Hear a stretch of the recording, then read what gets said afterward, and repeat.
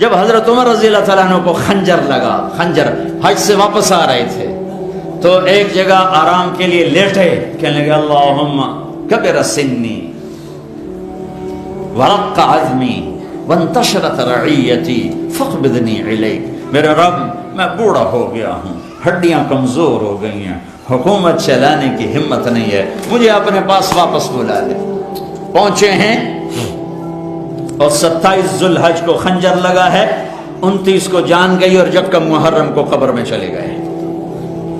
جب ان کا انتقال ہونے لگا تو انہوں نے اپنے بیٹے عبداللہ کو بلایا کہ عبداللہ جاؤ اماں عائشہ سے کہو کہ میرا باپ عمر، اب مجھے امیر المومنین نہ کہنا، میں امیر المومنین نہیں ہوں، میرا باپ عمر اپنے ساتھیوں کے پڑوس میں جگہ چاہتا ہے، اور وہ اجازت دے دیں تو مجھے دفن کرنا، ورنہ مجھے بقی میں دفن کر دینا۔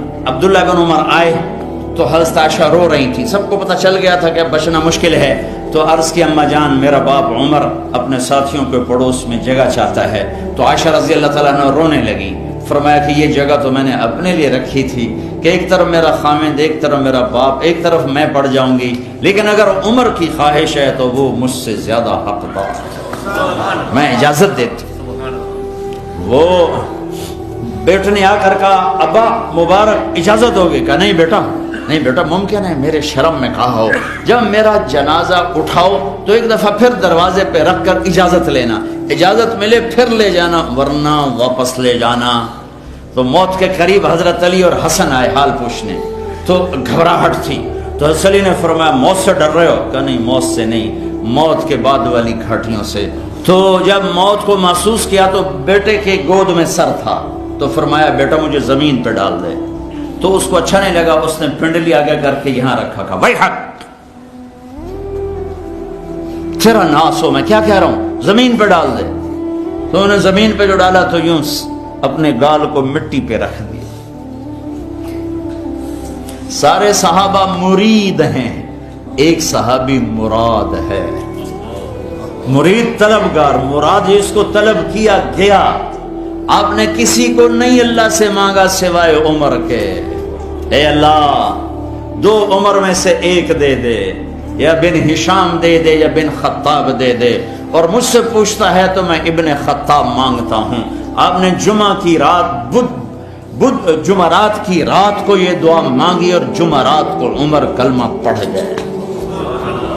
ہاں سارے مرید یہ مراد، اور سر مٹی میں۔ میدان عرفات میں میرے نبی نے فرمایا میرا اللہ میرے تمام صحابہ کو دیکھ کے خوش ہو رہا ہے اور عمر پہ خاص طور پہ خوش ہو رہا ہے۔ تو سر رکھا مٹی میں، قویل لک یا عمر ان لم یغفر لک ربک، اے عمر تیرے رب نے تجھے معاف نہ کیا تو تو ہلاک ہو گیا۔ جس کے لیے جنت تیار ہے وہ ڈر رہا ہے، مجھے تو پتہ نہیں میرے ساتھ کیا ہونے والا ہے، کیا پتھر دل ہیں، نہ جنت کے شوق ہے نہ جہنم کے خوف۔ اور یہی کہتے کہتے جان نکل گئی۔ جنازہ اٹھا کے دروازے پہ لائے،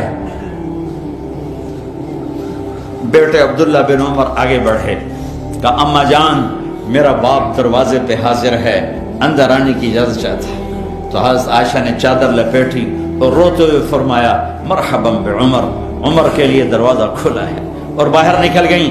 اندر گئے، قبر کھودی جا رہی تھی، تو اس وقت عبداللہ بن عباس فرماتے ہیں میرے کندھے پر کسی نے ہاتھ رکھا، میں نے مڑ کے دیکھا تو علی کھڑے تھے اور کہہ رہے تھے عمر مجھے پتا تھا یہاں تیرے سوا اور کوئی نہیں آ سکتا، چونکہ میں نے ایک دفعہ نہیں میں نے ہزاروں دفعہ سنا میرے نبی نے کہا میں ابو بکر اور عمر گئے، میں ابو بکر اور عمر آئے، میں ابو بکر اور عمر بیٹھے، میں ابو بکر اور عمر اور کھڑے ہوئے، مجھے پتا تھا تو یہیں آئے گا۔